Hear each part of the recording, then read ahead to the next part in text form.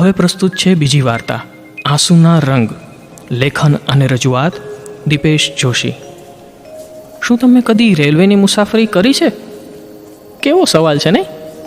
ભારતમાં જન્મ્યા તો રેલવેની મુસાફરી તો જાણે ફરજિયાત જ છે ને યાર. એમાંય રેલવેની સેકન્ડ ક્લાસ અને થર્ડ ક્લાસની મુસાફરી તો જેણે કરી હોય તેને જ સમજાય રિયલ ઇન્ડિયા. ચા કોફી વેચતા ફેરિયા, કચરોવાળી પૈસા માગતા ગરીબ છોકરાઓ, સુરીલા અને બેસુરા અવાજમાં ગાતા ગાયકો, આવા તો અનેક લોકોથી ટ્રેન ઘેરાયેલી રહે છે. વીરજી આવો જ એક પ્રવાસી હતો, જેની યાત્રા જાણે કદી પૂરી થવાની જ નહોતી. વીરજીને રોજ અનેક અનુભવો થતા. હાથમાં બાવળના ઝાડમાંથી કોઈ દયાળુએ બનાવી આપેલ લાકડી, ખભે જૂનો ગંધાતો અને ઠેક ઠેકાણે થીગડા મારેલો બગલ થેલો, અને હાથમાં જૂના પ્લાસ્ટિકના કવરમાં પોતે સંપૂર્ણ અંધ છે એનું કોઈ સામાજિક કે પછી કોઈ સરકારી હોસ્પિટલનું પ્રમાણપત્ર. મહેરબાન કદરદાન इस भगवान के गुलाम को कोई पाई पैसा रुपया 5 रुपया मदद कीजिएगा, 2 दिन से भूखा हूँ, बीवी बीमार है, अंधे को मदद करो बाबा, अगर आपको मेरे अंधेपन पे शक है तो ये मेरे अंधे होने का सर्टिफिकेट देख सकते हो, इस गरीब पे मेहरबानी कीजिए मेहरबान. આ એનું રોજિંદુ તકિયા કલામ કહી શકાય તેવું ગરીબડું વાક્ય બોલતો બોલતો તે દરરોજ સવારથી સાંજ સુધી જામનગરથી અલિયાબાડા અને વધીને ક્યારેક રાજકોટ સુધી ટ્રેનમાં જતો અને પ્રવાસીઓ પાસે ભીખ માગતો. ઘણીવાર કોઈ ઉદાર દિલ તેનું પ્રમાણપત્ર જોયા વગર 2-5 રૂપિયા આપી દેતો, તો કોઈવાર કોઈ શિક્ષિત યુવાનો વગર કારણે પ્રમાણપત્રો જોવા માગી જાત જાતના વાંધા વચકા કાઢી એને આકરા પ્રશ્નો પૂછી કાઢી મૂકતા. આમ ને આમ સાંજ સુધીમાં જેમ તેમ તે જામનગર સ્ટેશને પહોંચી જતો. ત્યાં કોઈ કેન્ટીનમાં કામ કરતો છોકરો દયા ભાવે તેને તેની ઝૂંપડી સુધી મૂકી જતો. આમ પણ વીરજી માટે અંધારું અને અજવાળું સરખું જ હતું ને. વીરજીની પત્ની ગંગુ ટીબીના રોગથી પીડાતી હતી. આમ તો બીજા ઘણા બધા રોગોએ ગંગુના શરીરને તેનો કાયમી અડ્ડો બનાવ્યો હતો. ઘણા કહેતા કે સરકારી હોસ્પિટલમાં દવા અને સારવાર મફત મળશે. વીરજીએ એ સમયે ગંગુને આજુબાજુવાળાની મદદથી સરકારી હોસ્પિટલમાં દાખલ કરી હતી. પણ 4 અઠવાડિયામાં હોસ્પિટલના ડૉક્ટરે મોંમાં ફાંકી સાથે કાકા ઘરે દવા કરો સારું થઈ જશે એવું કહી રજા આપી દીધેલી. ત્યારથી ગંગુ તેના પતિ અને નસીબના સહારે ઝૂંપડામાં પડી રહેતી. પાડોશમાં રહેતો અલી અવારનવાર સરકારી હોસ્પિટલમાંથી મફત દવાઓ આપી જતો. ગંગુનું કામ થઈ જતું, પણ મુખ્ય તકલીફ તો પેટનો ખાડો પૂરવાની હતી. અત્યારે વીરજી ફાસ્ટ પેસેન્જરમાંથી ઉતરી જનતા એક્સપ્રેસની રાહ જોતો સ્ટેશને ઊભો હતો. હજી બહોણી નહોતી થઈ એટલે કંઈક મળવાની આશાએ નજીકના ડબ્બામાં ચડી ગયો. જનરલ ડબ્બો હતો. દોસ્તી ફિલ્મનું જાણીતું ગીત ઉપાડી તેણે પોતાનું તકિયા કલામ જેવું વાક્ય બોલ્યું. એક યાત્રીએ ₹2 જેવું કંઈક તેને આપ્યું. બાકીના મુસાફરો જેના માટે નડતર રૂપ થતો હતો એ લોકોએ વીરજીને પરાણે જગ્યા કરી દરવાજા સુધી પહોંચાડી દીધો. હવે આગળ જવાનો રસ્તો બંધ હતો, તેથી ત્યાં જ દરવાજા પાસે બેસી પોતાના ભૂતકાળની ફિલ્મ યાદ કરવા લાગ્યો. તેની અંધ આંખોને પણ હવે અજવાળાની યાદ પણ અંધકારમાં જ આવતી. જૂની યાદોના શ્વેત શ્યામ ઝાડા ગૂંથાવાનું જાણે શરૂ થયું. ટ્રેનમાં આપણને જેમ બહારના દ્રશ્યો ઝડપથી પસાર થતા દેખાય એ જ રીતે વીરજીને પોતાનું બાળપણ અને તરુણાવસ્થા ઝડપથી પસાર થતા દેખાયા. પણ ખરી તકલીફ તો યુવાનીના દુઃખદ સ્લો મોશનની હતી. 12મું ધોરણ 2 વખત નાપાસ થયા પછી વીરજીએ પિતાને મજૂરી કામમાં સાથ આપી ઘરની આવક વધારવાનું નક્કી કર્યું. તેના ખાસ મિત્રોમાંના ખીમજી અને કલ્લુ તેના જ રસ્તે હતા.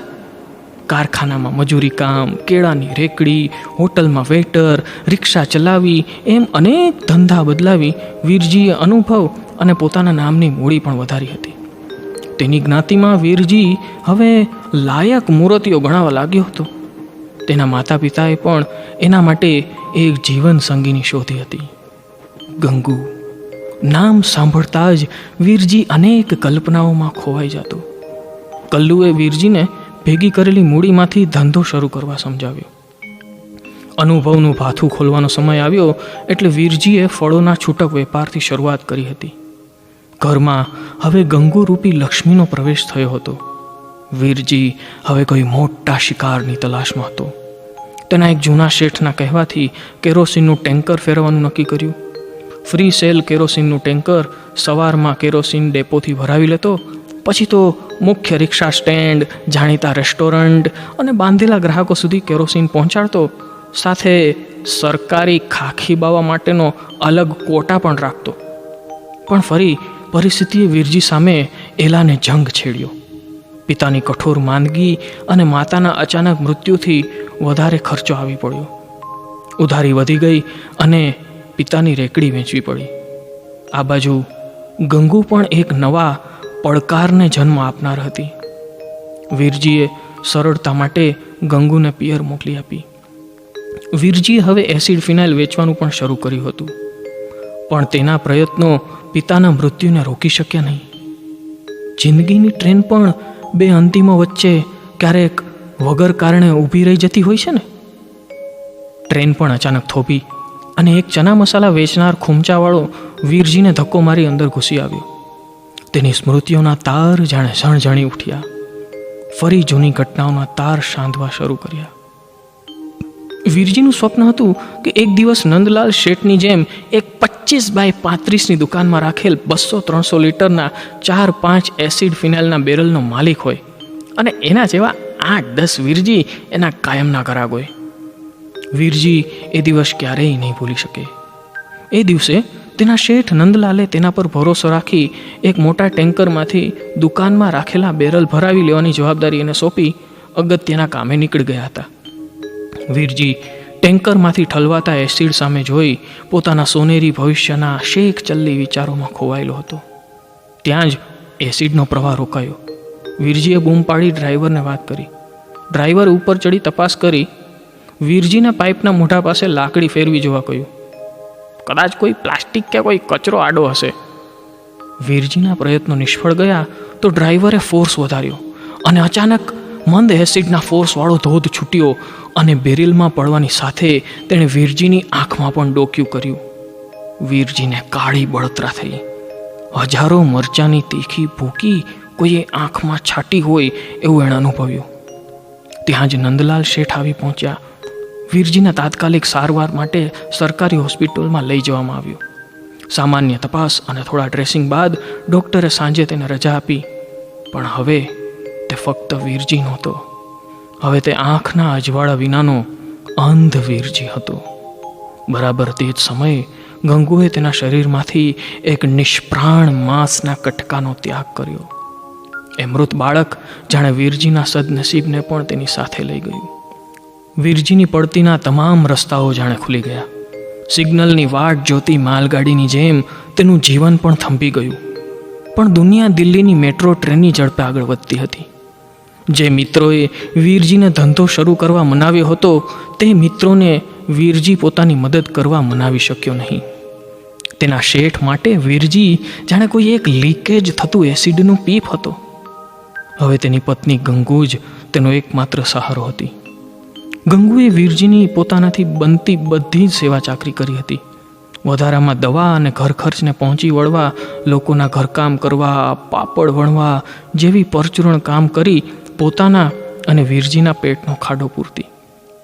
આ બધા ઢસરડા વચ્ચે ગંગુનું શરીર ઘસાતું ગયું અને ગંગુ દવાખાનામાં દાખલ થતાં જ વીરજીને પરાણે જાણે મજબૂરીના વજન નીચે દુનિયા સામે હાથ લંબાવવા સિવાય કોઈ રસ્તો બાકી ન રહ્યો. આ બધું વિચારતા સાંજ પડી ગઈ. વળતી ટ્રેનમાં ફરી જામનગર સ્ટેશન આવી ગયું છે તેની ખબર પડતા વીરજીને થોડી વાર લાગી. ત્યાં તો ચાની દુકાનમાં કામ કરતો રોજમદાર બાબુ તેને સામેથી ગોતતો અને બૂમો પાડતો આવ્યો. વીરજીએ તેને સામો સાથ પાડતા બાબુએ તેને ટ્રેનમાંથી ઉતાર્યો. તરત જ બાબુ વીરજીને પરાણે ચા પીવા લાગ્યો. વીરજી માટે આ નવું હતું.